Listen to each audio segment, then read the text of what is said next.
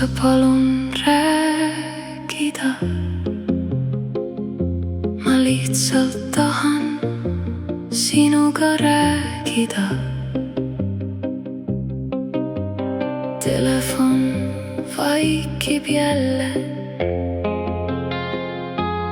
ja ma sõidan üksi läbi linna. Mis teemadel sa minuga rääkida tahad? Kas sa kuulad seekord? Jäta see lihtsalt, Ma ei viitsi enam. palun vasta mulle, kas sa üldse loed mu sõnumeid? Ma saan aru, See minu viga.